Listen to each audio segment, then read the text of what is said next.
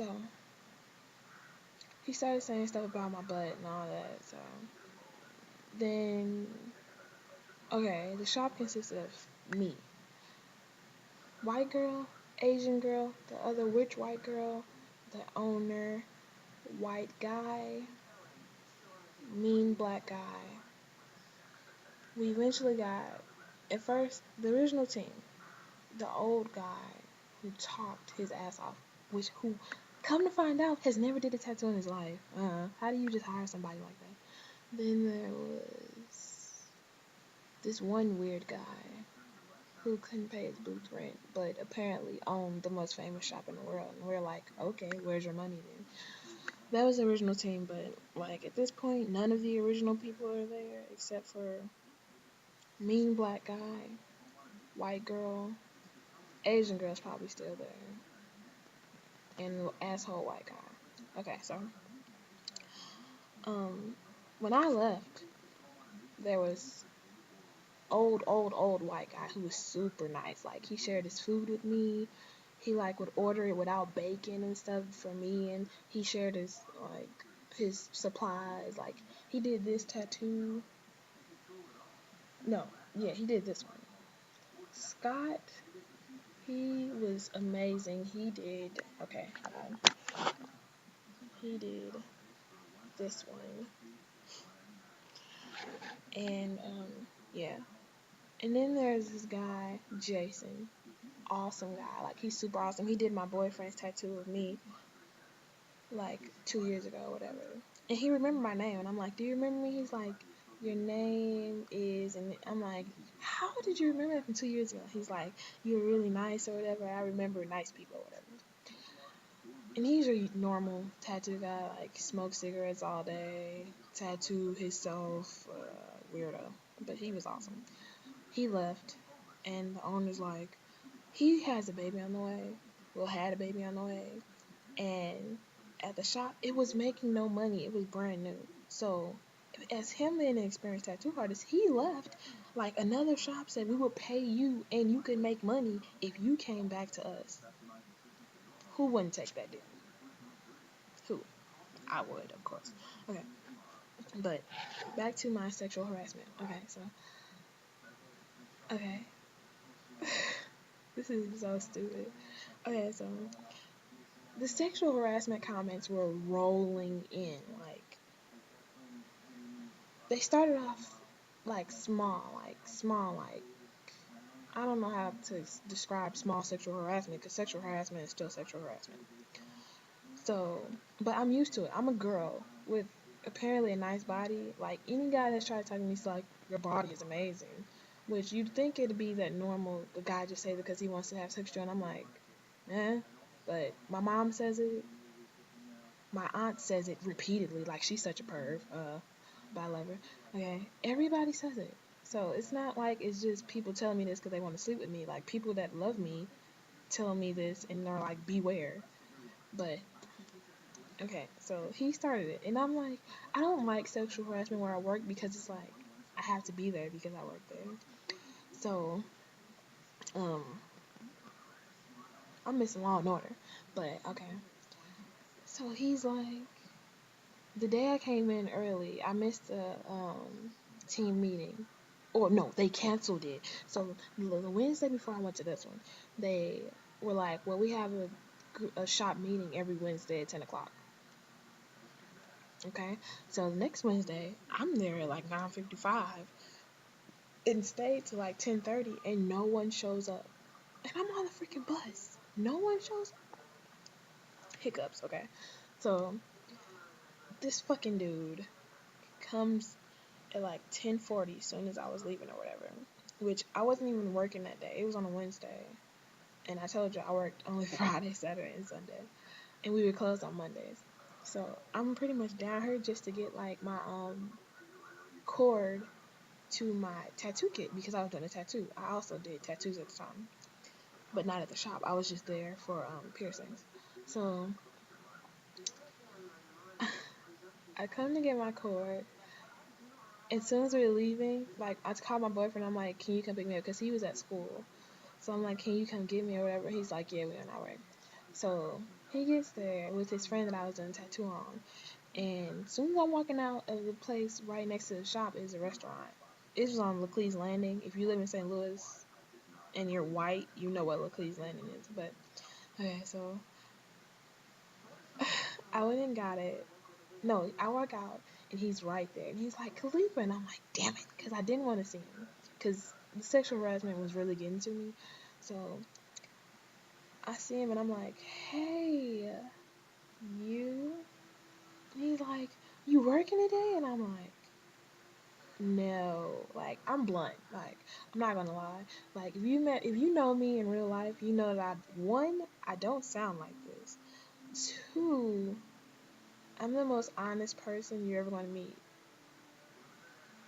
But okay, so I go in and I had on these Hollister jeans. Hollister jeans are made to make white girls' butts look good. They make black girls' butts look even better. And I really believe this theory. So, okay, I love my Hollister jeans. My boyfriend loves my Hollister jeans. And these were the stretchy kind because I only wear leggings because my style is comfortability. I just like to be comfortable. Like, one of my favorite shirts. Like, I dress up, like, when I hang with my best friend. But other than that, I'm in, like, leggings and a t-shirt.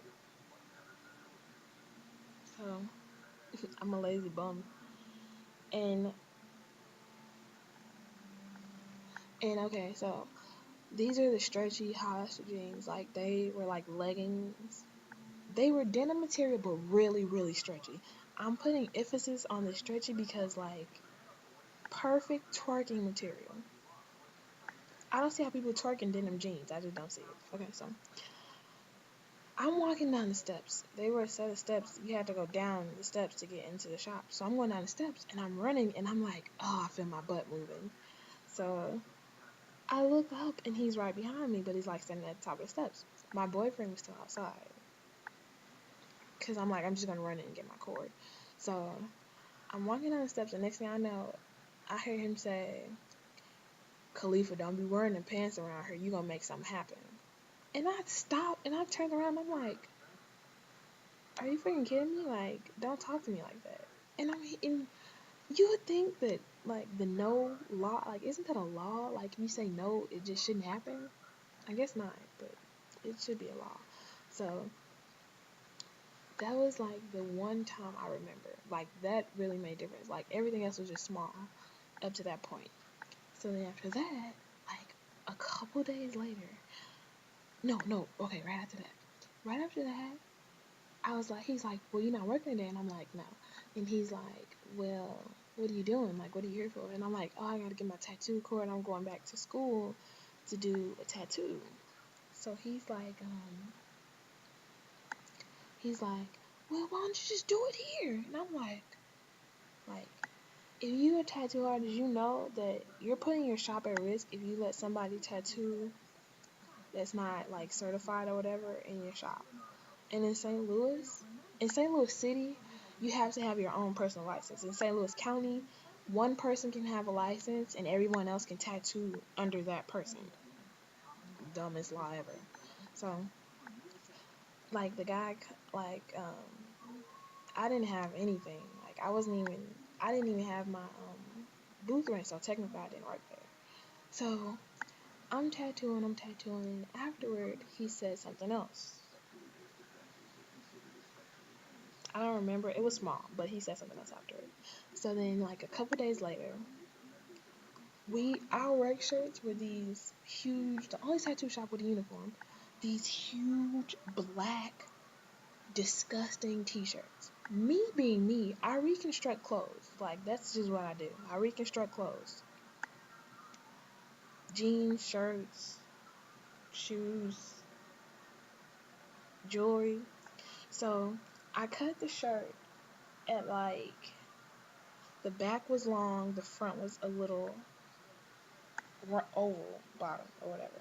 So, nothing showed, like, no stomach or whatever. his wife is so insecure, and he said this when we first started working there. He's like, my wife's gonna be dropping by to check on me, and I'm like, you cheated on 5 of your wives. What did you expect? So, okay, so he comes and he's like, well, Khalifa, Beth wants me to take a picture of you and see your shirt. No, but when I first walked in, he's like, girl, what you doing with a shirt like that on? Because he said, um, he said he wouldn't like for us to cut the shirts to where they would be revealing. I just cut the collar off, so it was kind of like, asymmetrical shoulder kind of thing, and the bottom, nothing was showing. So he's like, well, Beth wants a picture to see, how you're looking in there. So he takes a picture, and of course I'm smiling. I'm like, it wasn't like anything perverted to where he would need to say something sick. Like, I shouldn't have to not be myself to not get sexually harassed. You feel me? Okay. So he's like, well, I need to take a picture and I'm going to send it to Beth. He takes the picture, sends it to Beth, and he's like, yeah, she up in here trying to look sexy and stuff. And I'm like, no, I'm not. I just didn't want to wear that big carpet. Like, that's stupid. So, I'm sorry if I keep messing with my hair.